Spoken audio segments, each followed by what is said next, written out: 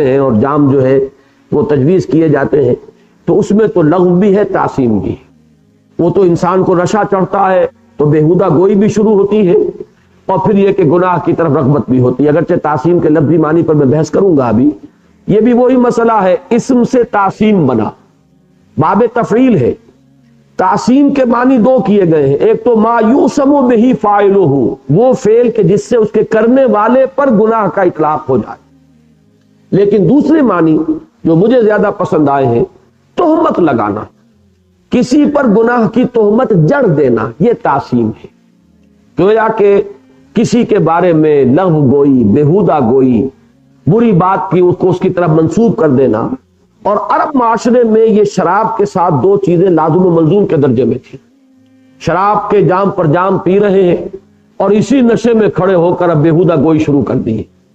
جو شاعر ہیں وہ قصیدے کہہ رہے ہیں اور اس قصیدوں میں نہایت فحش انداز میں اپنے معاشقوں کی داستانیں بیان ہو رہی ہیں اور عورتوں کو تہمتیں لگائی جا رہی ہیں، کبھی کسی کا ذکر کر کے کبھی کسی کا ذکر کر کے ان کو عیب لگائے جا رہے ہیں۔ یہ ان کے ہاں محفل شراب کے لوازم میں سے تھا۔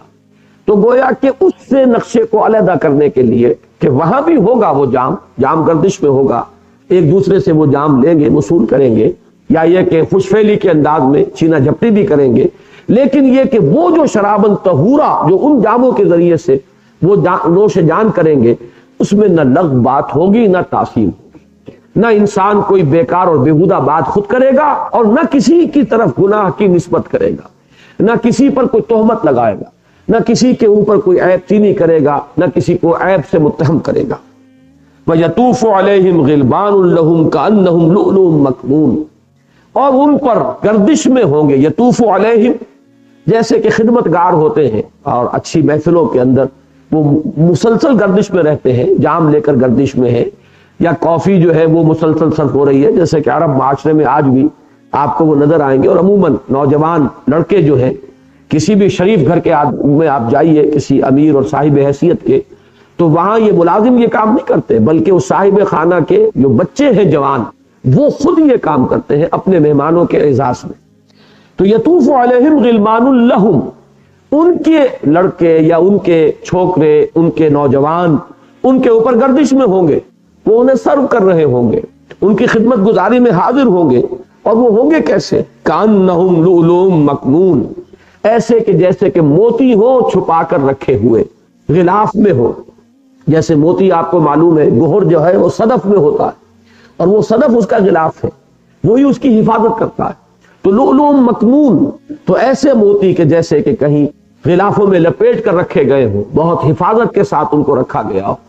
ایک رائے یہ بھی ہے کہ یہ غلمان جو ہوں گے اہل جنت کے لیے، یہ بھی وہ کافروں کی اور غیر مسلموں کی وہ اولاد کہ جو بچپن ہی میں فوت ہو گئی، یہی ہوں گے کہ جو پھر خدمتگار بنا دیے جائیں گے اہل جنت کے، واللہ اعلم۔ وَيَطُوفُ عَلَيْهِمْ غِلْمَانٌ لَهُمْ كَأَنَّهُمْ لُؤْلُؤٌ مَكْنُونٌ وَأَقْبَلَ بَعْضُهُمْ عَلَى بَعْضٍ يَتَسَاءَلُونَ، وہ وہاں ایک دوسرے کی طرف متوجہ ہوں گے، اقبال، اقبل یقبل اقبالاً، سامنا کرنا، رخ کرنا کسی کی طرف، تو وہ ایک دوسرے کی طرف، بعضهم علی بعض، متوجہ ہوں گے، یتساءلون، لفظی ترجمہ ہوگا باہم ایک دوسرے سے پوچھتے ہوئے۔ کیا پوچھتے ہوئے؟ بہترین اس کی جو تعبیر ہے وہ یہ کہ مزاج پرسی کے لیے، یا یہ کہ وہاں پہنچ کر ہر ایک جو ہے شاداں و فرحاں ہوگا، ایک دوسرے سے پوچھ رہا ہوگا آپ کیسے کیسے مرحلوں سے گزرے، کن کن وادیوں سے گزرے، کیسی کیسی تکلیفیں جھیلیں، کون کون سی قربانیاں دیں، کیسے کیسے مراحل جو ہیں ان سے گزر کر یہاں پہنچنا ہوا، کیسے کیسے مواقع پر اللہ نے دستگیری فرمائی، کیسے کیسے مشکل امتحانات میں اللہ نے کامیابی کی سبیل پیدا فرمائی۔ تو یہ ایک دوسرے کی جو بھی وہ ایک تعارف باہمی اور ایک دوسرے کے ساتھ ان کی سرگزشت سننے کے لیے وہ ایک دوسرے کی طرف متوجہ ہوں گے، ایک دوسرے سے سوالات کر رہے ہوں گے۔ وَأَقْبَلَ بَعْضُهُمْ عَلَى بَعْضٍ يَتَسَاءَلُونَ قَالُوا إِنَّا كُنَّا قَبْلُ فِي أَهْلِنَا مُشْفِقِينَ، یہ ہے اصل بات جس پر کہ اب یہ رکوع ختم ہو رہا ہے۔ وہ کہیں گے کہ ہم پہلے یعنی دنیا میں اپنے اہل و عیال میں بڑے خائف تھے، لرزاں و ترساں تھے، کیا ہوگا، کیا بنے گا۔ وہ کیا دن ہوگا جس دن ہمیں اپنے حضور کے دربار میں کھڑا ہونا ہوگا، پروردگار کے حضور میں کھڑا ہونا ہوگا جواب دہی کے لیے، جیسے کہ سورۃ النازعات میں آیا ہے اما من خاف مقام ربہ ونہى النفس عن الہوى۔ سورہ نور میں ہم پڑھ چکے ہیں کہ یہ لوگ جو ہے سب کچھ کرنے کے باوجود اور تمام جو ان کی اعلیٰ تر صفات ہیں جن کا ذکر وہاں ہوا ہے، پھر بھی ان کی نگاہیں جو ہے وہ ڈرتے ہوں گے، یخافون یوما تتقلب فیہ القلوب والابصار، ڈرتے رہیں گے اس دن سے جس دن کے نگاہیں بھی الٹ جائیں گی اور دل بھی الٹ جائیں گے۔ تو اس کے شدائد سے ڈرتے رہتے تھے، لرزاں و ترساں رہتے تھے، اپنے اعمال پر مغرور نہیں تھے، انہیں اپنی نیکیوں پر غرہ نہیں تھا، وہ سب کچھ کر رہے تھے پھر بھی لرزاں و ترساں تھے، پھر بھی ڈرتے رہتے تھے، اپنے رب کے حضور میں حاضری کے احساس سے ان کے اوپر راشا اور لرزہ طاری رہتا تھا۔ انا کنا قبل فی اہلنا مشفقین، اس کے برعکس نقشہ ہے جو آخری پارے کی صورت میں غالباً صورت انشقاق میں آیا ہے کہ تم اپنے گھروں میں اپنے اہل و عیال میں بڑے خوش و خرم رہے ہو، کوئی کھٹکائی تمہیں نہیں تھا، عیش و آرام، حلال و حرام کی کمائی، اور بیٹھ کر اپنے اہل و عیال کے ساتھ جس طرح کئی کورسز کے ڈنر تم کھایا کرتے تھے، تمہیں کوئی خوف ہی نہیں تھا، اندیشہ ہی نہیں تھا کہ کہاں سے کما رہے ہو اور کیا تم کھا رہے ہو اور تم خود اپنی اولاد کے پیٹوں میں کیا بھر رہے ہو، تو نچنت رہے تم دنیا میں، اب یہاں تمہارے لیے عذاب ہے۔ اور وہ لوگ جو وہاں گھبراتے رہے، ڈرتے رہے، لرزاں و ترساں رہے، خائف رہے، بچ کر چلے ہیں اور پھونک کر انہوں نے قدم رکھا دنیا کی زندگی میں، ان کے لیے اب یہاں کوئی لا خوف علیہم ولا هم يحزنون، اب یہاں نہ ان کے لیے خوف ہے اور نہ کوئی حزن ہے۔ تو وہی نقشہ یہاں ہے کہ قالوا انا کنا قبل فی اہلنا مشفقین، ہم تو اپنے گھر والوں میں، اہل و عیال میں بڑے ڈرتے رہتے تھے، لرزاں و ترساں رہتے تھے۔ فمن اللہ علینا، تو اللہ نے بڑا احسان فرمایا ہم پر، اللہ کا بہت بڑا احسان ہوا ہے ہم پر۔ ووقانا عذاب السموم، اور اس نے بچا لیا ہمیں اس سموم کے عذاب سے۔ یعنی سموم اصل میں وہ جو آگ کا، شعلے کا جو اوپر کا حصہ ہوتا ہے جو نظر نہیں آتا، شعلے کا ایک حصہ وہ جو نظر آتا ہے لیومینس، اور ایک وہ اللیومینس جو حصہ ہے، سب سے زیادہ حدت وہاں ہوتی ہے، وہ ہے سموم۔ اسی طریقے سے جہنم کے اوپر جو اب اس کی لپٹ ہوگی، وہ کہ جو انتہائی یعنی گرمی کے اندر تیز ہوگی، وہ ہے سموم۔ اسی لیے یہ باد سموم کہلاتی تھی، وہ جلتی ہوئی آگ کی طرح جو ہوا تھی وہ باد سموم۔ اللہ نے ہمیں اس سموم کے عذاب سے بچا لیا۔ انا کنا من قبل ندعوہ، ہم پہلے اسے ہی پکارا کرتے تھے، دعائیں کرتے تھے، اسی سے استغفار کیا کرتے تھے، اسی کے سامنے گڑ گڑایا کرتے تھے۔ یہ بات ضرور تھی کہ ہم نے اس کے سوا کسی کو پکارا نہیں۔ انا کنا من قبل ندعوہ، ہمارا اگر کوئی جو سمجھیے کہ کارنامہ اگر ہے تو یہ ہے کہ ہم نے پکارا اسی کو۔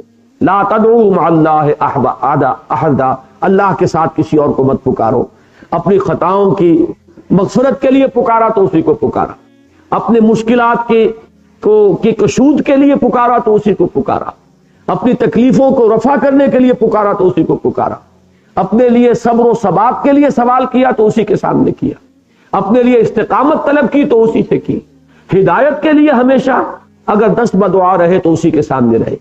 انا کنا من قبل ندعوہ، ہم پہلے اس کو پکارتے رہے، اس سے دعائیں کرتے رہے، اس سے استغفار کرتے رہے، اس سے استدعا کرتے رہے۔ وہی ہے اصل میں سورہ فاتحہ کی جو مرکزی آیت ہے، ایاک نعبد و ایاک نستعین، پروردگار ہم تیری ہی بندگی کرتے ہیں اور کریں گے، اور تجھ ہی سے مدد مانگتے ہیں اور مانگتے رہیں گے۔ ہم تیری بندگی کے لیے بھی صرف اپنی قوت کار پر یا اپنے دست و بازو پر ہمارا اعتماد نہیں ہے، بلکہ ہمیں سہارا مطلوب ہے، اور وہ سہارا بھی ہم تیرے سوائے کسی اور کا نہیں سمجھتے کہ وہ ہمیں کوئی مدد دے سکتا ہے۔ تو ایاک نعبد و ایاک نستعین، انا کنا من قبل ندعوہ انہ هو البر الرحیم، یقیناً وہی ہے، اور ہوا یہاں پر لا کر حسن، اسی لیے میں نے وہی ہستی ہے سب سے بڑھ کر وفادار، سب سے بڑھ کر اپنی بات کا پورا کرنے والا، سب سے بڑھ کر اپنے وعدے کا وفا کرنے والا۔ یہ بر اور بر، یہ ہمارے منتخب نصاب کا جو درس نمبر 2 ہے، آیا بر، لیس البر ان تولوا وجوہکم قبل المشرق والمغرب، یہ لفظ آتا ہے اطمینان اور سکون کے لیے. بحر کے مقابلے میں بر ہے، اس لیے کہ سمندر میں جب تک انسان رہتا ہے تو وہ کوئی موج ادھر آئی کوئی ادھر آئی، کبھی کشتی نے ادھر کو کروٹ لی کبھی ادھر کو لی، تو انسان کا دل بھی وہ ڈولتا رہتا ہے. جیسے کہ میں نے عرض کیا تھا، زمین پر ایک جھٹکا اگر زلزلے کا آئے تو جو کیفیت ہوتی ہے تو سمندر میں تقریباً وہ مستقل طور پر رہتی ہے. جیسے ہی کوئی شخص خشکی پر آ کر پاؤں رکھتا ہے، ایک اطمینان اور سکون کہ پاؤں تلے زمین ہے. یہ کیفیت ہے اصل میں، جس کو انگریزی کی ایک نظم کے حوالے سے میں بیان کرتا رہا ہوں جو ہم نے میٹرک کے کورس میں پڑھی تھی. Charities that soothe and heal and bless. یہ نیکیاں جو ہے یہ انسان کو اندرونی طور پر ایک تسکین بخش ہے. یہ چیزیں اس سے خوشی ہوتی ہے، مسرت ہوتی ہے. ایسے ہوتا ہے کہ جیسے کسی زخم پر مرہم رکھ دیا گیا. آپ کے اندر اگر کوئی بے چینی تھی، ذرا کوئی نیک کام کر کے دیکھیے، کسی مریض کی عیادت کر کے دیکھیے، کسی غریب کو کھانا کھلا کر دیکھیے، ایسے محسوس ہوگا کہ اندر ایک ٹھنڈک پڑ گئی ہے. خود آپ کے اپنے اندر اس کو جو ٹھنڈک محسوس ہوئی ہے وہ ہوئی ہے. اس نیک کام کے طفیل آپ کے اندر ایک اطمینان اور سکون کی کیفیت پیدا ہو جائے گی. تو یہ ہے لفظ بر، اور اسی سے لفظ بر بنا ہے. اسی میں یہ چیز موجود ہے کہ جس شخص سے آپ کو توقع ہے کہ وہ جھوٹ نہیں بولتا، جس شخص سے جس پر آپ کو اعتماد ہے کہ جو وعدہ کر رہا ہے پورا کرے گا، اس کے بارے میں بھی آپ کے اندر وہ کیفیت اطمینان اور سکون کی برقرار رہتی. آپ اس کی جانب سے نچنت رہتے ہیں، بے کھٹکے آپ اس کے ساتھ معاملہ کرتے ہیں. یہاں سے وہ بات جو ہے وفاداری اور وفا شعاری، ایفائے عہد، یہ اس کے ساتھ آیا ہے. تو یہاں بر کا لفظ جب اللہ کے لیے آئے گا تو اگرچہ اس کے معنی یہ بھی ہو سکتے ہیں کہ انتہائی نیکی والا تو اللہ ہے، تمام نیکیوں کا منبع اور سرچشمہ تو اللہ تعالیٰ کی ذات ہی ہے، لیکن اس کے اندر دوسرا مفہوم زیادہ غالب ہوتا ہے کہ وہ وعدہ کرنے پر لا یخلف المیعاد، اللہ تعالیٰ اپنے وعدے کے خلاف نہیں کرتے.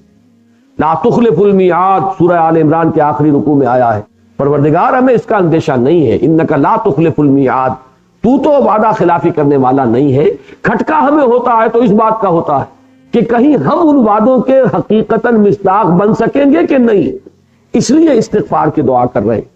یہ ہے وہ بر کا لفظ کہ اللہ تعالیٰ وعدہ پورا کرنے والا ہے. اس نے جو وعدہ کیا تھا رسولوں کی معرفت وہ اس نے پورا کر دیا، اور صرف وعدہ پورا کرنے والا نہیں ہے، رحیم بھی ہے. اس نے ہمارے گناہوں کو بخشا، ہماری کوتاہیوں کی تلافی اپنے فضل سے کی، اور ہمارے اس تمام اعمال نامے میں جو داغ اور دھبے تھے ان کو دھو دیا. اپنی ستاری اور غفاری کے طفیل ہماری ان تمام تقصیرات کو معاف فرما کر، اور پھر جو وعدے تھے ہم سے، ہماری جو بھی کچھ نیک خدمات تھی، ان کا بھرپور صلہ ہمیں عطا فرما دیا. انہو هو البر الرحیم، یقیناً وہی ہے انتہائی وفا شعار اور ایفائے عہد کرنے والا اور بہت ہی رحم فرمانے والا. بارک اللہ لی ولکم فی القرآن العظیم ونفعنی وإیاکم بالآیات والذکر الحکیم.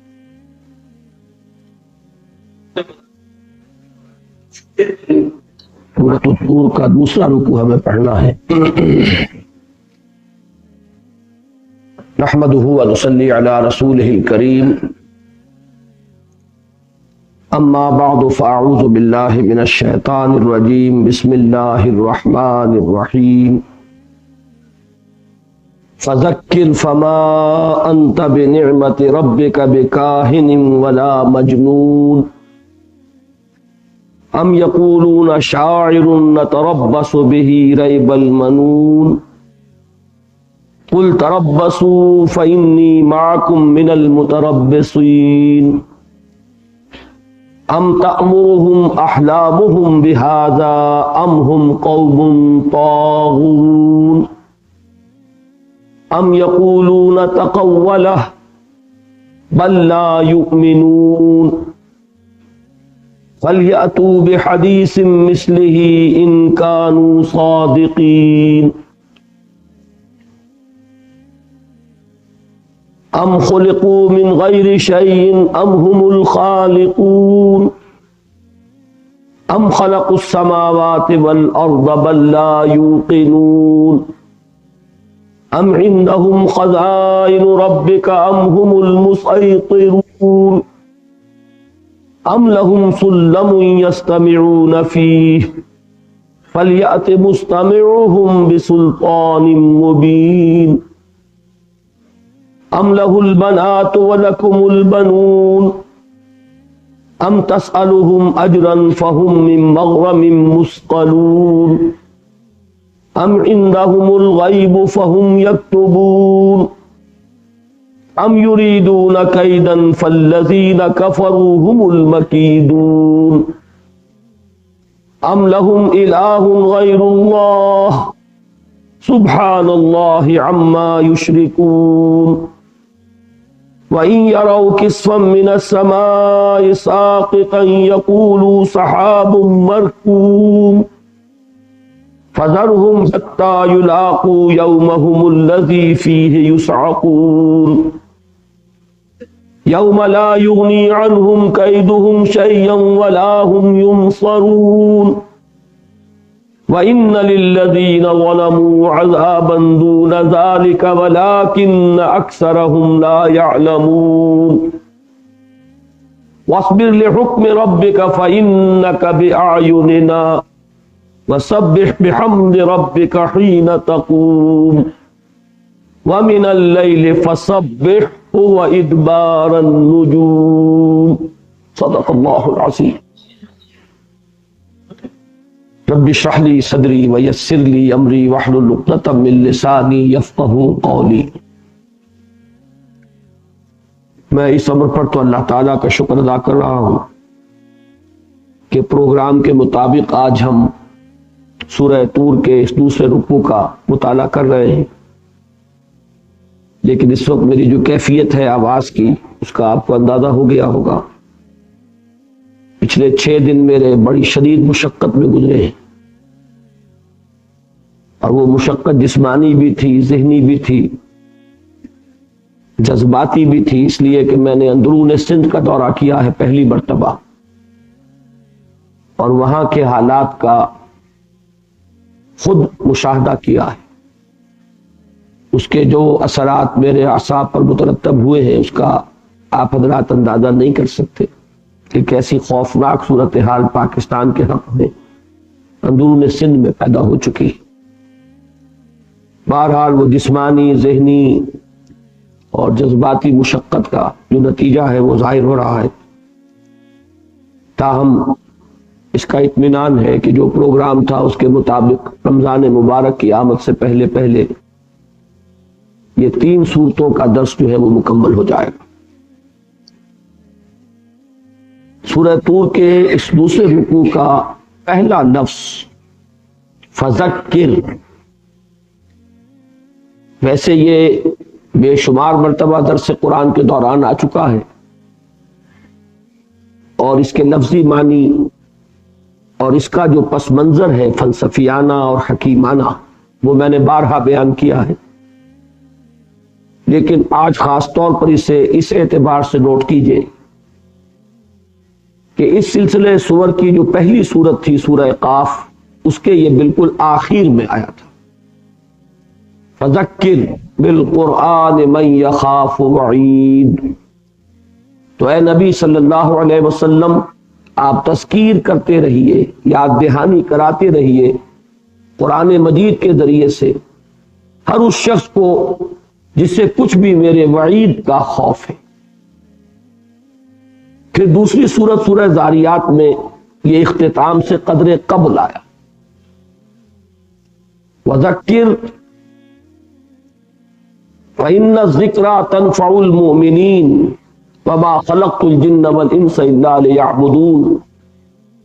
تو تذکیر کرتے رہیے، یقیناً اس تذکیر سے اہل ایمان کو فائدہ پہنچتا، یعنی آپ کی اس تذکیر سے اگر کفار کو کوئی فائدہ نہیں بھی پہنچ رہا تو بددل نہ ہو، اور اس بددلی کی وجہ سے، مایوسی کی وجہ سے اس تذکیر کے عمل کو ترک نہ کریں، اس لیے کہ خواہ انہیں فائدہ پہنچے یا نہ پہنچے، یہ بار بار کی یاد دہانی، یہ دوہرا کر ان باتوں کا سامنے آنا یقیناً اہل ایمان کے حق میں مفید ہے، ان کے ایمان میں اضافے کا موجب بنتا ہے، ان کے یقین کی گہرائی اور گہرائی جو ہے اس سے بڑھتی ہے۔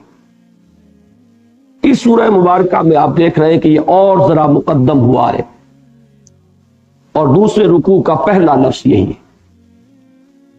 اس کو مزید نوٹ کریں گے کہ یہ مضمون اپنے کلائمیکس کو پہنچے گا اس سلسلہ سور کی جو 5ویں سورت آئے گی، سورت قمر، اس میں 4 مرتبہ یہ آیت آئی ہے وَلَقَدْ يَسَّرْنَا الْقُرْآنَ لِلذِّكْرِ فَهَلْ مِن مُدَّكِرٍ، ہم نے تو یاد دہانی کے لیے اس قرآن کو آسان بنا دیا ہے، رواں کر دیا ہے، سہل بنا دیا ہے، تو ہے کوئی جو نصیحت اخذ کرنا چاہے؟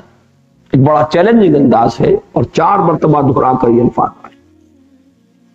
تو میں چاہتا ہوں کہ اس موقع پر اس لفظ کی حقیقت کو پھر ایک بار سمجھ لیجیے۔ عام طور پر ہمارے ہاں اس کا ترجمہ کر دیا جاتا ہے نصیحت کیجیے، صحیح تر ترجمہ ہوگا یاد دہانی کرائیے۔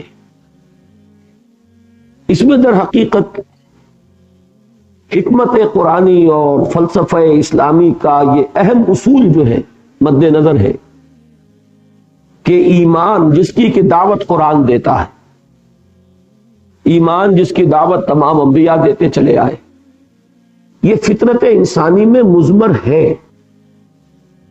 یہ کوئی نئی چیز نہیں ہے۔ کسی کو کوئی نئی بات بتانی ہو تو اس کے لیے اعلام کا لفظ آئے گا یا تعلیم کا لفظ آئے گا۔ کسی کو کچھ بتانا، باخبر کرنا، کوئی نیا علم دینا، وہ ہوگا اعلام یا تعلیم۔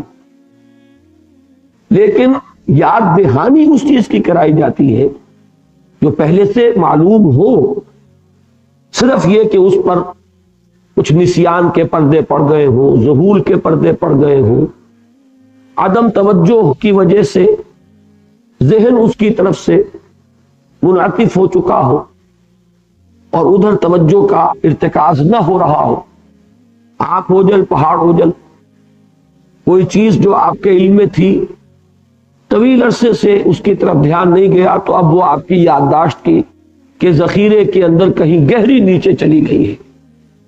میں اس کے لیے ایک لفظ استعمال کیا کرتا ہوں کہ ہر ضلعی دفتر جو ضلع کچہری ہے اس میں ایک محافظ خانہ ہوتا ہے، اس میں انبار لگے ہوتے ہیں فائلوں کے، تو ہمارا ذہن جو ہے اس میں جو یادداشت ہے وہ ایک محافظ خانہ ہے۔ اس محافظ خانے میں فائلوں کے نمبر کتنے انبار ہیں، اس کمپیوٹر کا کوئی تصور ہمارے لیے ممکن نہیں۔ اب ظاہر بات ہے کہ کوئی چیز، کوئی فائل جو ہے وہ بہت نیچے دب گئی ہے، اسے تلاش کرنا پڑتا ہے، ہوتی ہے موجود۔ اسی طریقے سے ایمان کے جو حقائق ہیں، اس لیے کہ ایمان اصلاً تو نام ہے ایمان باللہ، معرفت خداوندی۔ ایمان باللہ کو بھی بلکہ میں نے ابھی جو ایک لفظ استعمال کیا اس کے ساتھ ایک دوسرا لفظ استعمال کریں گے تو پھر صحیح اس کی تعبیر ہوگی۔ معرفت خداوندی اور محبت خداوندی، یہ دونوں چیزیں فطرت انسانی میں مضمر ہیں، اور انہی دونوں کے مجموعے کا نام ایمان ہے۔ مجملاً ایمان نام ہے ایمان باللہ کا، آمنت باللہ کما ہوا باسمائہ و صفاتہ وقبلت جمیع احکامہ اقرار باللسان و تصدیق بالقلب۔ ایمان بالآخرہ بھی اللہ تعالیٰ پر ایمان ہی کی ایک فرع ہے، اسی کی ایک شاخ ہے، اسی کی ایک رولری ہے۔ ایمان بالرسالت بھی ایمان باللہ ہی کی ایک شاخ ہے، اللہ تعالیٰ کی صفت ہدایت کا ایک ظہور ہے بشکل وحی، اور اسی کا نام ہے نبوت و رسالت۔ اللہ تعالیٰ کی صفت عدل کا ایک ظہور ہے آخرت، جس میں وہ بدلہ دے گا، مالک یوم الدین ہے، نیکوکاروں کو جزا دے گا، بدکاروں کو سزا دے گا۔ تو اصل ایمان ہے ایمان باللہ۔ ایمان باللہ کا تجزیہ کریں گے تو وہ مشتمل ہے 2 اجزاء پر، معرفت خداوندی اور محبت خداوندی، اور یہ دونوں چیزیں فطرت انسانی میں مضمر ہیں۔ وہ فطرت اصل میں ہے کیا؟ یہ الفاظ جب ہم بولتے ہیں تو چونکہ اس میں ایک عموم ہے، اس کی اصل حقیقت تک انسان نہیں پہنچ پاتا۔ رمضان مبارک کی اب آمد ہے، عظمت صوم والا میرا کتابچہ مطالعہ کیجئے۔ جس شے کو ہم عام طور پر فطرت سے تعبیر کرتے ہیں، اصل میں وہ روح ہے، ہمارا روحانی وجود، اس روح کے جو متعلقات ہیں وہ فطرت ہے۔ اسی لیے ایک جگہ ایک لفظ ہمارے ہاں اکثر غلط مستعمل ہو جاتا ہے۔ کبھی ہم جبلت کی جگہ فطرت کا لفظ بول بیٹھتے ہیں، کبھی فطرت کی جگہ جبلت کا لفظ بول بیٹھتے ہیں۔ جبلت بالکل مختلف شے. جبلت ہے اینیمل انسٹنکٹس کا نام. اینیمل انسٹنکٹس کیا ہے؟ Preservation of the self, preservation of the species. انسان اپنی ذات کا بقا چاہتا ہے، اسی کے لیے کھاتا ہے، پیتا ہے، آرام کرتا ہے. نسل کا بقا چاہتا ہے، اسی کے لیے شادی بیاہ ہے، یہ سیکس ہے، سارا معاملہ اسی کے لیے. تو یہ چیزیں جو ہے یہ بنیادی جبلتیں ہیں انسان کی. تو جبلت اور ہے، اس کا تعلق ہے انسان کے حیوانی وجود کے ساتھ، یہ اینیمل انسٹنکٹس ہے. اور فطرت بالکل مختلف شے ہے، اس کا تعلق ہے انسان کے روحانی وجود کے ساتھ. یہ روح وہ شے ہے جس کا بڑا گہرا تعلق ہے ذات باری تعالیٰ کے ساتھ. لہذا اس روح میں محبت خدا بندی اور معرفت خدا بندی مثمر ہے. اب صرف یہ ہوتا ہے وحی کے ذریعے، نبی کے ذریعے، انبیاء کے ذریعے، رسولوں کے ذریعے، کتابوں کے ذریعے، صرف یہ کہ اس پر جو ظہور کا پردہ پڑ گیا ہے وہ پردے اٹھائے جائیں تاکہ وہ اندر فطرت کے اندر جو مثمر ہے معرفت خدا بندی اور محبت خدا بندی وہ ابھر کر اجاگر ہو کر شعور کی سطح پر آ جائے. یہ ہے تذکیر، یاد دلانا، یاد دہانی کرانا. اسی سے باب تفاعل ہوگا تذکر، یاد کرنا، یاد دہانی اخذ کرنا. اسی لیے قرآن مجید بارہا اپنے آپ کو تعبیر کرتا ہے کلا انہا تذکرہ فمن شاء ذکرہ. یہ تو یاد دہانی ہے، جو چاہے اس سے وہ یاد دہانی اخذ کرے. کیوں اخذ نہیں کرتے یاد دہانی؟ اس کے دو اسباب ہیں، یہ بھی سمجھ لیجئے. اگر یہ فطرت میں مضمر ہے تو ہر ایک کو یاد آ جانا چاہیے. ایک ذہن کے اندر اشکال پیدا ہوتا. اس کے دو اسباب ہیں کہ جو موانع بن جاتے ہیں. یا تو وہ پردے اتنے دبیز پڑ چکے ہیں، اتنے گہرے پڑ چکے ہیں کہ اب ان کے اندر سے وہ یاد دہانی جو ہے وہ مفید نہیں ہو رہی. اس کو یوں سمجھیے آپ کے فطرت مسخ ہو چکی ہے، پرورٹڈ. اسی کو تعبیر کریں گے ختم اللہ علی قلوبہم وعلی سمعہم وعلی ابصارہم. اب اللہ نے ان کے دلوں پر مہر کر دی ہے، ان کے آنکھوں پر پردے ڈال دیے ہیں، ان کے کانوں پر مہر کر دی ہے. اب یہ لوٹنے والے نہیں. یا تو یہ شکل ہو، اس کو ہم یوں بھی تعبیر کر سکتے ہیں کہ ان کی روح مر چکی، اب وہ روح ہے ہی نہیں. ان کے قلوب، ان کے ارواح کے مقبرے بن چکے ہیں. اب یہ چلتے پھرتے حیوان ہے، صرف انسان نہیں ہے. ان کے اندر کا انسان مر چکا ہے، اب یہ تعزیہ ہے جو چل رہا ہے، یہ مقبرہ ہے روح کا. اسی لیے قرآن کہتا ہے یہ زندہ نہیں ہے. نبی آپ مردوں کو سنا نہیں سکتے.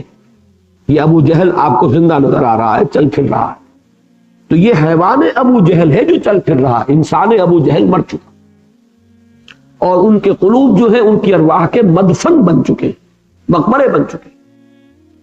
تو ایک سبب تو یہ اس کی تعبیر ہے کہ مختلف الفاظ میں کہ کبھی ان کو مردہ کہا جائے گا، کبھی یہ کہا جائے گا کہ ان کے دلوں پر مہر ہو گئی، کبھی ختم اللہ علی قلوبہم، کبھی طبع اللہ علی قلوبہم، اللہ نے ان کے دلوں پر مہر کر دی ہے. کبھی آتا ہے وَنُقَلِّبُ أَفْئِدَتَهُمْ وَأَبْصَارَهُمْ كَمَا لَمْ يُؤْمِنُوا بِهِ أَوَّلَ مَرَّةٍ. ہم ان کے دلوں کو الٹ دیتے ہیں، نگاہوں کو پلٹ دیتے ہیں. تو یہ مختلف تعبیرات ہیں. دوسرا سبب کیا ہے؟ یاد تو آ گیا لیکن کسی مصلحت کی وجہ سے ماننے کو تیار. یہ ضروری تو نہیں کہ جو بات بھی آپ کے دل میں آ جائے آپ اسے تسلیم بھی کر لیں. قرآن مجید میں آیا وَجَحَدُوا وَاسْتَيْقَنَتْهَا أَنفُسُهُمْ. انہوں نے انکار کیا حالانکہ ان کے دلوں نے اس کا یقین کیا. دل تو مان رہا ہے، زبان انکار کر رہی. یہی بات ہے کہ جو علماء یہود کے بارے میں آئی بارہا آئی کہ یعرفونہ کما یعرفون ابناہم. یہ محمد کو اور اس قرآن کو ایسے پہچانتے ہیں صلی اللہ علیہ وسلم جیسے اپنے بیٹوں کو پہچانتے ہیں. تو اندر سے تو وہ تذکیر کا نتیجہ نکل آیا ہے، یاد تو انہیں آ گیا ہے، حقیقت منکشف ہو چکی ہے، ان کے دلوں نے گواہی دے دی ہے کہ یہ حق ہے. لیکن ماننے میں چودراہٹ جاتی ہے، سیادت جاتی ہے، قیادت جاتی ہے. آج لوگ ہمارے دست بوسی کر رہے ہیں. ہم کسی اور شخص کو مان لے تو ہم تو گئے. آج ہم سے فتوے طلب کیے جا رہے ہیں. یہودی علماء کے پاس جاتے تھے سب مدینے کے لوگ، انہی سے فتوے مانگتے تھے، ان پر ان کا روب تھا کہ یہ عالم لوگ ہیں، ان کے پاس کتاب ہے۔ اگر وہ محمد کو مان لیتے صلی اللہ علیہ وسلم تو ان کی حیثیت پر کیا تھی؟ یہ ہوتی ہیں مصلحت۔ تو ابو جہل نے تو صاحب تسلیم کیا جب اس سے پوچھا گیا کہ کیا تمہارے خیال میں محمد جھوٹ کہہ رہے صلی اللہ علیہ وسلم؟ اس نے صاحب کہا کہ نہیں، محمد نے کبھی جھوٹ نہیں بولا۔ تو پھر کیوں مانتے کیوں نہیں؟ اس نے کہا اصل میں ہمارے اور بنو ہاشم کے درمیان مسابقت اور مقابلہ چل رہا، انہوں نے کھانے کھلائے، ہم نے ان سے بڑھ کر کھلائے، انہوں نے فیاضیاں کی، ہم نے ان سے بڑھ کر کی، اب تک تو ہم کندھے سے کندھا ملائے چلے آ رہے تھے، اب اگر ان کی نبوت بھی مان لے تو ہمیشہ کے لیے غلام ہو جائے۔ یہ بات ہمیں تسلیم۔ تو یہ ہے اصل میں دو اسباب کہ فطرت میں وہ شے مضمر ہے، قرآن صرف آ کر اس کو سٹیمولیٹ کرتا ہے، حرکت میں لاتا ہے۔ وہ جو چیز پردوں کے نیچے آ گئی تھی پردوں کو اٹھاتا، انکشاف کرتا ہے، کشف غطاء، اس پردے کو ہٹاتا ہے، وہ تحت الشعور سے وہ شعور کی سطح پر ابھار کر لاتا ہے۔ بس یہ کام ہے تذکیر۔ اب یہ بھی ہو سکتا ہے کہ کسی کی فطرت اتنی بست ہو چکی ہو، اس کی انسانیت ختم ہو چکی ہو کہ اسے یاد ہی نہ آئے، اور یہ بھی ہو سکتا ہے، دونوں مثالیں میں نے آپ کو دے دی کہ یاد تو آ گیا، بات منکشف ہو گئی، دل نے گواہی دے دی، لیکن یہ کہ کوئی مصلحت ہے، کوئی منفعت ہے، کوئی چودراہٹ ہے، کوئی سیادت ہے، کوئی اقتدار ہے، کوئی شے ہے جو آڑے آ گئی، کوئی پاؤں میں بیڑی پڑ گئی، کسی چیز نے روک لیا۔ تو تذکیر اصل میں یہ لفظ جو ہے بہت اہم ہے۔ فذکر، تو اے نبی آپ یاد دہانی کراتے رہیے، آپ تذکیر فرماتے رہیے۔ فما انت بنعمت ربک بکاہن ولا مجنون، تو آپ اپنے رب کے فضل و کرم سے، اپنے رب کے انعام سے نہ کاہن ہے نہ مجنون ہے۔ ایک بات نوٹ کر لیجئے کہ یہ جو رکوع ہے سورہ طور کا دوسرا، اور جو 29ویں پارے کی دوسری سورت ہے سورہ نون یا سورہ قلم، ان کے مضامین میں بڑی گہری مناسبت ہے، وہی انداز ہے، وہی ردم ہے، وہی اسلوب ہے۔ بعض آیات تو آپ دیکھیں گے کہ بالکل وہی ہے کہ جو وہاں بھی آئی اور یہاں بھی آئی، اور یہ بالکل ابتدائی زمانے کی صورتیں ہیں، اس لیے کہ حضور صلی اللہ علیہ وسلم کے بارے میں جو کچھ کہ کفار نے کہا اس میں بھی آپ ایک تاریخی تدریج دیکھیں گے۔ شروع میں جھوٹا کسی نے نہیں کہا، اس لیے کہ بڑا مشکل تھا کہ کل تک تو کہتے آئے نے الصادق، اب کیسے کہتے کہ جھوٹے؟ ذرا وقت درکار تھا انہیں جھوٹ کی تہمت لگانے، لہذا پہلی بات جو انہوں نے کہی وہ یہ کہ مجنون، کوئی دماغی توازن ٹھیک نہیں رہا، کوئی چولے ڈھیلی ہو گئی۔ ہم کہتے نہیں تھے کہ خامخواہ یہ جا کر جو ہے جبل نور پر یہ بیٹھے رہتے ہیں، اکیلے بیٹھے رہتے ہیں، مراقبہ کرتے رہتے ہیں، تو کوئی یا تو جنون کا عارضہ ہو گیا یا کوئی جن ان کے اوپر مسلط ہو گیا۔ یہ مجنون کے دونوں معنی ہیں، مجنون جن سے بنا ہے مفعول، آسیب زدہ ہو جانا، جن آ جانا، یا تو کوئی جن ہے جو ان پر آ گیا ہے جس نے ان کو اس خبط میں مبتلا کر دیا ہے کہ کوئی فرشتہ آیا ہے اور مجھے وہی آئی ہے اور میں اللہ کا رسول بن گیا، یا یہ ہے کہ کہیں خشکی، جسے آپ کہتے ہیں خشکی چڑھ گئی ہے بہت زیادہ، یہ عبادات اور یہ روزے رکھ رہے تھے بہت اور تنہائی میں بیٹھتے تھے، تو اس سے انہیں کوئی، یعنی اس میں چونکہ نیت کا دخل نہیں ہے، اس وقت اولاً جو باتیں انہوں نے کہی ہیں وہ کیا تھیں کہ ہم کوئی بدنیت نہیں کہہ رہے انہیں، یہ جان بوجھ کر جھوٹ نہیں بول رہے، یہ تو ہم نہیں کہہ رہے، اس لیے کہ پہلی بات اس کے سوا اور کوئی ہو سکتی نہیں تھی۔ پہلی بات جو وہ کہہ سکتے تھے اپنے عوام کو مطمئن کرنے کے لیے وہ یہی ہو سکتی تھی کہ ہم کو ان کی we are not attributing any ill will towards him، ہم کوئی بدنیتی کا الزام تو نہیں لگا رہے، یہ کہ ہو گیا، کوئی شخص مریض ہو جاتا ہے تو اس میں اس کا کیا قصور، کسی پر کوئی آسیب آ گیا تو اس میں اس بیچارے کا کیا قصور، کسی کے اگر دماغی توازن جو ہے وہ بگڑ گیا تو اس میں اس کا قصور نہیں، یہ ہے وہ پہلی بات۔ چنانچہ سورہ نون جن حضرات کو یاد ہے اس کا آغاز یہیں سے ہوا، نون والقلم وما یسطرون ما انت بنعمت ربک بمجنون۔ اے نبی آپ اپنے رب کے، وہی نعمت رب کا جو الفاظ یہاں آئے ہیں، فذکر فما انت بنعمت ربک بکاہن ولا مجنون، اچھا مجنون ہے سب سے پہلا لفظ، کاہن نمبر 2 ہے. دوسرا جو دوسری سٹیج آئی ہے اس میں کاہن اور شاعر کے 2 الفاظ ایڈ کیے گئے، اس لیے کہ پہلے تو ابھی کوئی خاص کلام تو نہیں آیا تھا، ابتدا میں تو چند آیات نازل ہوئی. اب ذرا عرصہ گزرا تو یہ ابتدائی صورتیں حضور نے پڑھ پڑھ کر سنانی شروع کی. ان میں جو زور تھا، ان میں جو تاثیر تھی، اب اس کا راستہ روکنے کے لیے انہوں نے 2 باتیں کہی. شاعر ہے اور شاعر بہت اچھے، کوئی شک نہیں. جیسے شعر کے اندر تاثیر ہوتی، آپ غالب کا شعر سنتے ہیں اور جھوم جاتے ہیں، کیوں؟ میر کا شعر آپ نے سنا اور آپ جھوم گئے. آپ کا شعر کے اندر ایک تاثیر ہے، دل پر جا کر لگتا ہے، آدمی کو متاثر کرتا ہے کہ ہاں بھائی شعر یہ اچھے کہہ رہے ہیں، شاعر ہے. اس لیے کہ اس میں کوئی شک نہیں کہ قرآن مجید میں قوافی بھی ہے، ردم بھی ہے، اگرچہ وہ تو نہیں ہے جس کو وزن کہتے ہیں، وزن اور بحر، کہ جو عام طور پر شعر جو ہے پابند شاعری جو اس کے لازمی اجزاء وہ قرآن میں نہیں ہے. لیکن آج کل جسے آپ کہتے ہیں آزاد شاعری یا جسے آپ بلینک ورس سے تعبیر کرتے ہیں، وہ انگریزی سے ہمارے ہاں آئی ہے. قرآن مجید کو کہا جا سکتا ہے کہ یہ بلینک ورس ہے، اس میں ردم ہے، اس میں پھر قوافی ہے. اس اعتبار سے انہوں نے اپنا جو دفاع کیا پہلا یہ تھا شاعر. دوسرا یہ کہ ان کے زمانے میں کہانت ایک پیشے کے طور پر معروف شے تھی. کاہن لوگ جو ہے وہ کچھ عملیات کرتے تھے، کچھ جنوں کے ساتھ ان کو موکل بنا کر کچھ دوستی گانٹتے تھے، کچھ الٹی سیدھی خبریں ان سے لے لیتے تھے، کچھ لوگوں کو بتا کر اپنی دھوس جما لیتے تھے. ان میں سے کوئی خبر سچی نکل آئی تو اس کا تو کاروبار چمک گیا. اور جنات کے بارے میں قرآن میں یہ آتا ہے کہ وہ سان گن لیتے رہتے ہیں. فرشتے جو اللہ تعالیٰ کے احکام لے کر نازل ہوتے ہیں ان سے کچھ وہ بھی اچک لیتے ہیں اور آ کر اپنے ان کاہنوں کے کانوں میں پھونک مارتے ہیں، وہ اس سے اپنی دکان چمکاتا. پھر یہ کہ جب جن چیزوں میں انہیں کوئی خبر نہیں ہوتی تھی، ظاہر بات ہے جب دکان چمکے گی تو سب طرح کے لوگ آئیں گے اور ہر خبر تو ان کے پاس موجود نہیں ہے. اب اس میں وہ کرتے تو جو آج بھی دیکھیں گے جوتشی قسم کے لوگ، غیب گو قسم کے لوگ، ستارہ شناس قسم کے لوگ، کوئی تو بات سچی نکل آتی ہے. اکثر و بیشتر وہ ذو معنی باتیں کرتے ہیں اور بڑے کچھ ترنم کے ساتھ اس کو بیان کریں گے، جو چاہو مطلب نکال لو. یہ جو کہانت کا پیشہ تھا یہ بھی کچھ ایک درجے میں مشابہت رکھتا تھا کہ قرآن مجید میں بھی وہی قوافی ہیں، وہ باتیں اس انداز میں کہی جا رہی ہیں، غیب کی خبریں ہیں، پچھلے حالات ہیں، ان کو بیان کیا جا رہا ہے. تو پھر انہوں نے جو دوسرے نمبر پر جو حضور صلی اللہ علیہ وسلم کا راستہ روکنے کے لیے جو ذریعہ اختیار کیا، جو اسٹریٹجی ڈیولپ کی، وہ یہ تھی کہ انہیں شاعر کہو اور کاہن. تو یہی وہ چیزیں ہیں جو ان کا کہ ذکر یہاں آ رہا ہے.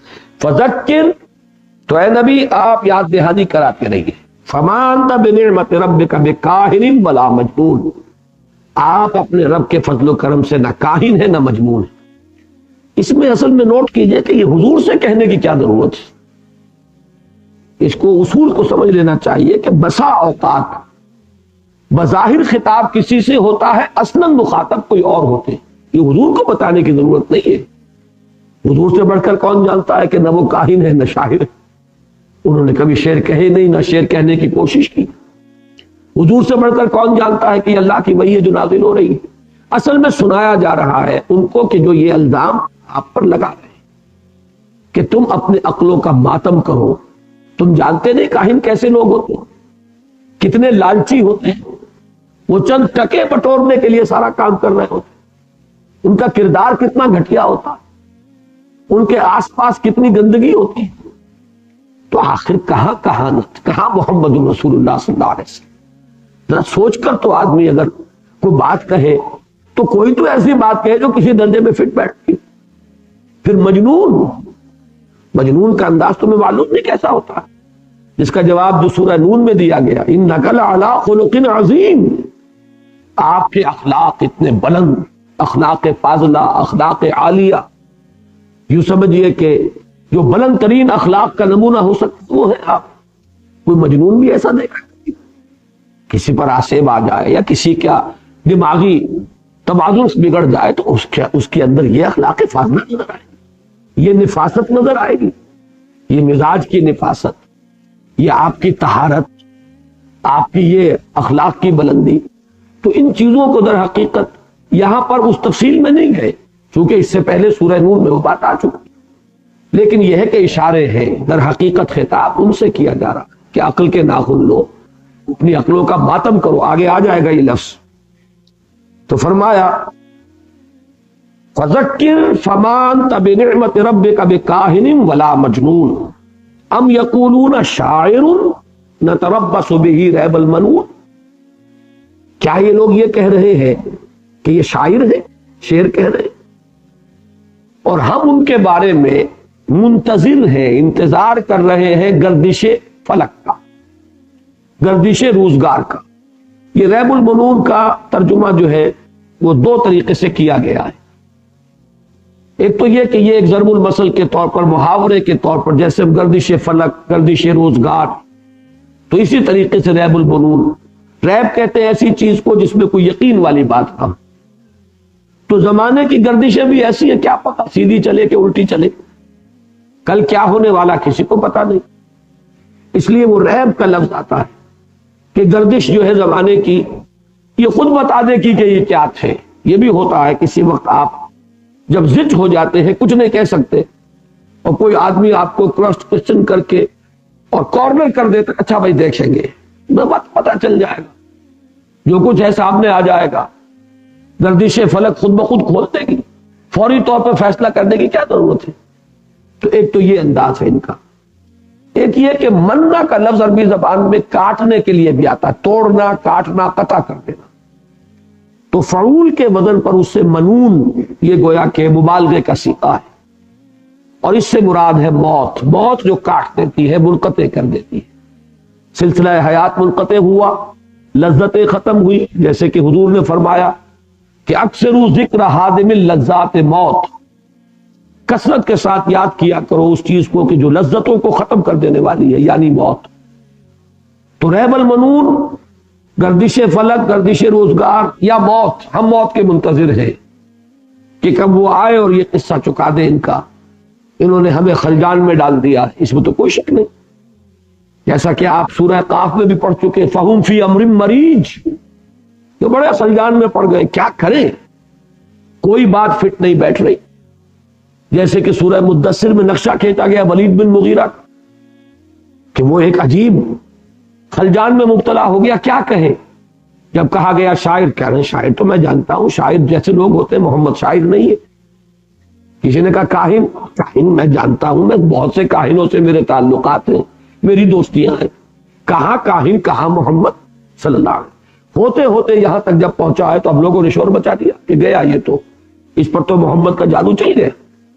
جب اس نے دیکھا کہ اب قبیلہ اور قوم میرے خلاف ہو جائے گی تو اب وہ پلٹا، اور انہوں نے کہا ہاں سحر یوسف، جادو ہے یہ، بس شعر تو نہیں ہے، کہانت نہیں ہے، البتہ جادو ہے۔ اب اس طریقے سے وہ لوگ شدید خلجان میں پڑ چکے تھے۔ پچھلی صورت میں ہم نے پڑھا انہم لفی قول مختلف، ایک بڑے مختلف قولوں کے اندر پڑے ہوئے، کوئی کچھ کہہ رہا، کوئی کچھ کہہ رہا، سوجھ نہیں رہا کیا کہے انہیں، کیا حکم ایسا لگائے کہ جو بالکل فٹ بیٹھ جائے۔ تو اس لیے ام یقولون شاعر نتربص بہ ریب المنون، ان کا کہنا ہے شاعر ہے، بڑے بڑے شاعر آئے چلے گئے، اس کے بعد کون ان کا نام یاد رکھتا ہے، وقت پر بڑی داد مل جاتی ہے، واہ واہ ہو جاتی ہے، ان کے قصیدے جو ہے زباں زد ہو جاتے ہیں، لیکن یہ چیزیں ہمیشہ نہیں رہتی، آئے اور گئے، لہذا کوئی فکر کی بات نہیں ہے، گھبرانے کی بات نہیں ہے۔ بڑے بڑے قادر الکلام شاعر آئے، بڑے بڑے لوگ جن کے سامنے شاعروں نے سجدے کیے، ایسے ہی ایک یہ بھی ان کی شاعری کی صنف بھی کہہ لیجئے کہ جدا ہے ذرا، انہوں نے ایک نئی راہ ایجاد کر لی ہے شاعری میں۔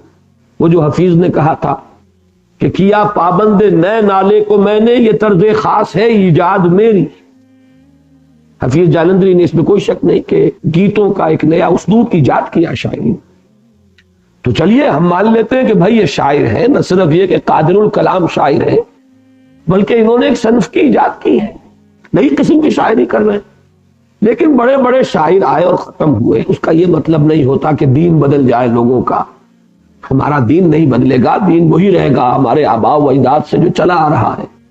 تو ہم تو منتظر ہیں کہ کب موت ان کے اس سلسلے کو منقطع کر دے۔ ام یقولون شاعر نتربص بہ ریب المنون، قل تربصوا، جواب دلوایا گیا ہے نبی ان سے کہیے کرو انتظار، کرتے رہو انتظار، تربصوا فإنی معکم من المتربصین، اس میں بڑا جلال اور دھمکی کا انداز ہے، تو میں بھی تمہارے ساتھ انتظار کر رہا، مجھے بھی انتظار ہے کہ کب تمہاری رسی جو ہے اللہ تعالیٰ جس کو کہ ڈھیلا کرتا جا رہا ہے، کب وہ اس رسی کو کھینچتا ہے۔ مچھلی کو جب کانٹا لگ جاتا ہے تو شکاری پہلے رسی کو ڈھیل دیتا ہے، پھر وہ کھینچتا، تو یہ ڈھیل ہے جو تمہیں دی جا رہی ہے، میں بھی منتظر ہوں کہ کب تک تمہارے اس اعراض اور انکار اور استہزاء اور تمسخر، اس کے باوجود وہ عذاب جو ہے تم سے روکا رکھا جا رہا ہے، کب تک ایسا ہے؟ تم بھی انتظار کرو، فتربصوا فإنی معکم من المتربصین، تو میں بھی تمہارے ساتھ انتظار کر رہا ہوں۔ ام تعمرہم احلامہم بہذا، یہ بات آئی ہے وہ جس کا میں اشارہ کر رہا تھا، ایک عجیب سوال کیا گیا ہے، اور جس کو آپ کہتے ہیں نا سرچنگ کوسچن، پیئرسنگ آئیز کے ساتھ جب آپ آنکھوں میں آنکھیں ڈال کر کسی سوال کرتے ہیں، وہ جھنجھوڑنے والی بات ہوتی ہے کہ آدمی مجبور ہو جاتا ہے دروں بینی پر، اپنے اندر جھانکنے پر مجبور ہو جاتا ہے کہ یہ جو کچھ میں کر رہا ہوں کیا کر رہا ہوں۔ ام تعمرہم احلامہم بہذا، کیا اس بات کا انہیں ان کی عقلیں حکم دے رہی ہیں؟ اب ہم قوم طاغون، یا یہ ہے سرکش لوگ، بڑھ جانے والے لوگ، حدود سے تجاوز کر جانے والے لوگ۔ وہی جو میں نے عرض کیا تھا کہ یا تو پرورٹڈ نیچر ہے، عقل جو ہے الٹی ہو گئی ہے، مت ماری جا چکی ہے۔ کیا واقعی ایسا ہے؟ یہ جو کہہ رہے ہیں کہ یہ کاہن ہے، یہ جو کہہ رہے ہیں کہ یہ شاعر ہے، یہ جو کہہ رہے ہیں کہ یہ مجنون ہے، کیا واقعی ان کی عقلیں یہ بتا رہی ہیں؟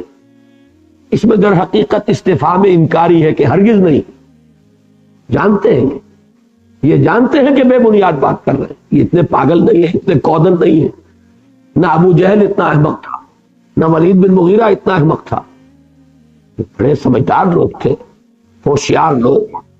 تو کیا ان کی عقلیں ان سے یہ کہہ رہی ہیں؟ کیا ان کی عقلوں نے یہ حکم لگایا؟ ام تعمرہم احلامہم بہذا، یہ در حقیقت جسے کہتے ہیں استفہام انکاری، بظاہر سوال ہوتا ہے، حقیقت میں انکار اور تردید پیش نظر ہوتی ہے، ایسا نہیں ہے۔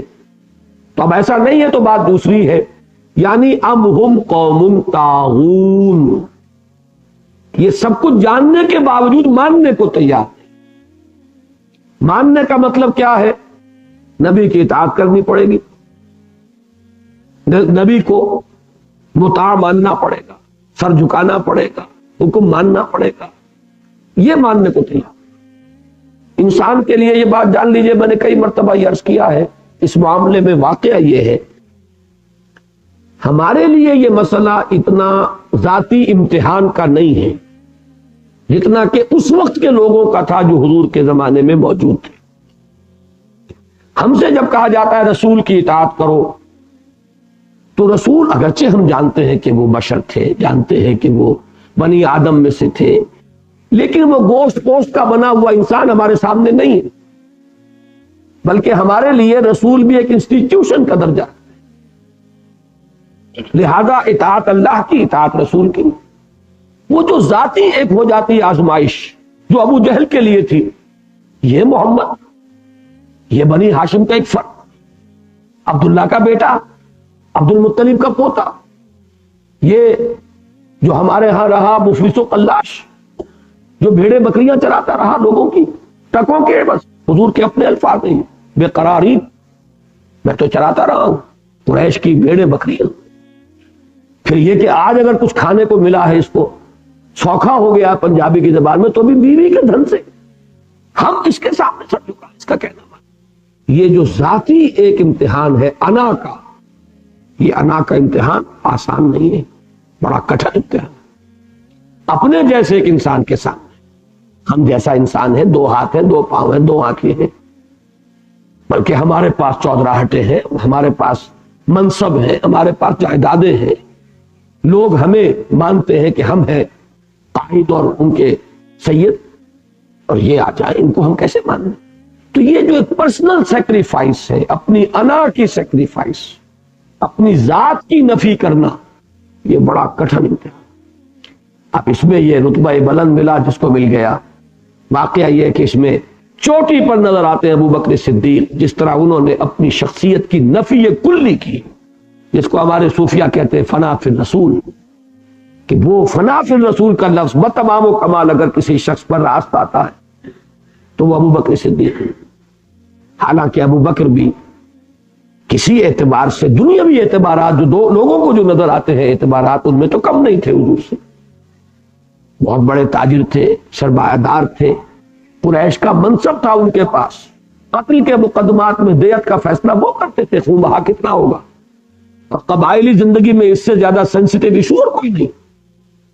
تو اس منصب کے باوجود جیسے انہوں نے اپنے آپ کو بچھا دیا قدموں میں محمد رسول اللہ کے، یہ ہے اصل میں ان کے رتبے کی بلندی کا اصل راز۔ تو یہ چیز جو ہے در حقیقت ہم قوم طاغون، سرکش لوگ، مغرور لوگ، متکبر لوگ، جو کسی کے سامنے جھکنے کو تیار نہیں، کسی کی بات کیوں مانے، کیوں کسی کے سامنے لچک اپنے اندر پیدا کرے۔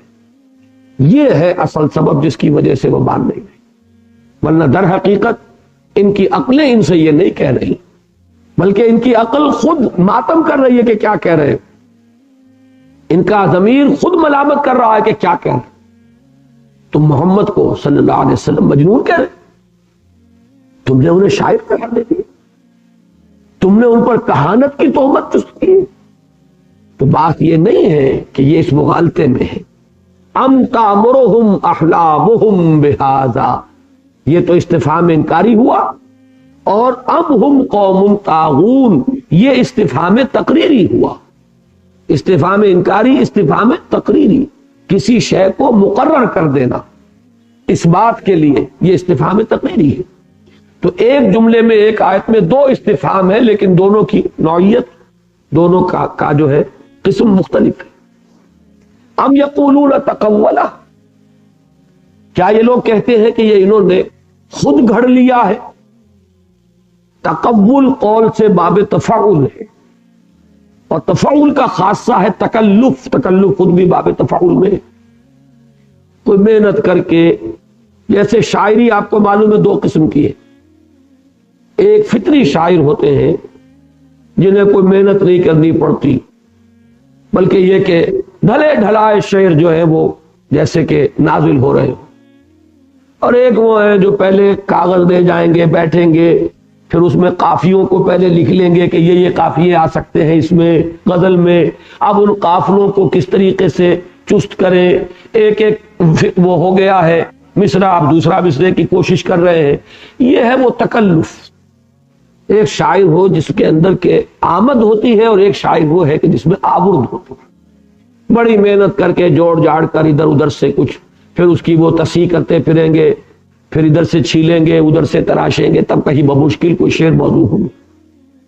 اقبال کا وہ واقعہ مجھے یاد آیا، میں آپ کو سنا دوں۔ ڈاکٹر یوئنگ جو تھے پرنسپل ایف سی کالج کے، جن کے نام پر یوئنگ ہال ہے نیلا گنبد پر، انہوں نے کسی دعوت میں جمع تھے تو علامہ سے یہ کہا کہ کیا بھی میں نے سنا ہے کہ وربل ریولیشن کے قائل ہو۔ اس کا پس منظر یہ ہے کہ عیسائی جو ہے وہ وحی باللفظ کے قائل نہیں ہے، وحی بالمعنی کے قائل ہے۔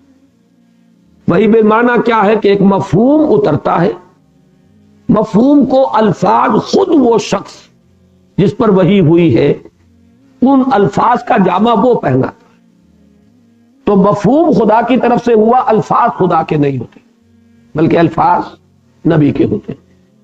اس کی وجہ کیا ہے؟ ان کی مجبوری ہے بیچاروں کی، ان کے پاس 4 انجیلیں ہیں، بلکہ وہ تو 104 ہیں، ان میں سے جنہیں وہ کینونیکل مانتے ہیں وہ بھی 4 ہیں، اور چاروں میں الفاظ جدا ہے، فقرے جدا ہے، مفہوم جدا، وہ ترتیب جدا ہے۔ تو اب سوال پیدا ہو گیا نا کہ یہ کون سی ان میں سے وحی شمار ہو؟ تو انہوں نے کہا کہ اصل میں وحی تو ایک ہی تھی، اور یہ بھی نوٹ کیجئے معلومات کے درجے میں ہے، وہ تو چونکہ حضرت مسیح کو تو خود خدا مانتے ہیں، تو مسیح کو وہ ریسیپینٹ آف ریویلیشن نہیں مانتے، بلکہ اپوسلز کا لفظ ان کے لیے ہے، حواریین کے لیے ان کے ہاں ہے. دیور دی اپوسلز، یعنی نبی کے درجے میں تو حواریین ہوئے، جبکہ حضرت مسیح علیہ السلام تو خود خدا ہے، خدائی کا ایک جز ہے، اقانیم ثلاثہ میں سے کہ قرون وہ ہے. تو اب جو وحی کی حضرت مسیح نے اپنے حواریین کو، وہ وحی بالمعنی تھی، ہر حواری نے اپنے الفاظ میں اس کو ادا کیا. اس وجہ سے یہ مختلف اناجیل ہے، یہ ملٹیپلسٹی جو ہے اناجیل کی ہے، اس وجہ سے. اس لیے وہ بیچارے مجبور ہیں کہ وہ وحی باللفظ کے کسی درجے میں اقرار نہیں کر سکتے، وہ کہتے ہیں وحی بالمعنی ہوتی، جبکہ ہم کہتے ہیں کہ یہ الفاظ اللہ کے، یہ کلام اللہ کا. وحی جو ہے صرف بالمعنی نہیں ہے بلکہ باللفظ. اس پر اس نے کہا کہ اقبال، آپ اتنے پڑھے لکھے ہو کر میں نے سنا ہے کہ آپ بھی وحی باللفظ کے قائل ہیں. یہ تو بڑی عامیانہ سی بات ہے اس کے خیال میں. علامہ نے جو اس کا جواب دیا تھا وہ بڑا پیارا تھا، اس لیے کہ خاموش کرنے والے جوابات میں سے الاجوبۃ المسکتہ ان میں سے اس کو شمار کیا جا سکتا. علامہ نے یہ فرمایا کہ جی میں بالکل قائل ہوں وحی باللفظ کا، لیکن میرا تو تجربہ ہے کہ مجھ پر جو شعر اترتا ہے وہ بالکل ان الفاظ کے ساتھ اترتا ہے. میں لاکھ بعد میں الفاظ بدلنا چاہوں بدل نہیں سکتا، تو میرا تو اپنا تجربہ ہے. تو کہاں میں اور کہاں محمد رسول اللہ صلی اللہ علیہ وسلم. تو جب میرے اشعار کا معاملہ یہ ہے تو میں حضور صلی اللہ علیہ وسلم کے لیے تو اس کو لاکھ درجے زیادہ ماننے کے لیے تیار ہوں کہ یہ الفاظ نازل ہوئے ہیں، صرف مفہوم نازل نہیں ہوا. اچھا خیر، یہاں بات ہو رہی تقولہ. تو تقول قول سے باب تفاعل ہے، تکلفاً کچھ کہنا. ام یقولون تقولہ، اور یہ ہو کی ضمیر جو ہے یہ ہے قرآن کی طرف. کیا ان کا یہ کہنا ہے کہ انہوں نے یعنی محمد نے صلی اللہ علیہ وسلم قرآن خود موضوع کر لیا ہے، جوڑ لیا ہے، کچھ اس کو کمپوز کیا. دیکھیے انگریزی کا لفظ جو ہے اس جوڑ کے لفظ کے حوالے سے میرے ذہن منتقل ہوا. کمپوزیشن، کمپوز کرتا ہے، الفاظ کو جوڑ کے جملے بناتا ہے، جملوں کو جوڑ کے پیرے بناتا ہے، پیروں کو جوڑ کے ایک مقالہ بناتا ہے، مضمون بناتا ہے. انشائیہ، یہ اس کا ایسے بن گیا. تو کمپوزیشن کیا ہے؟ Composing the sentences and words into sentences, sentences into paras. تو انہوں نے خود کمپوز کر لیا ہے، خود جوڑ لیا ہے.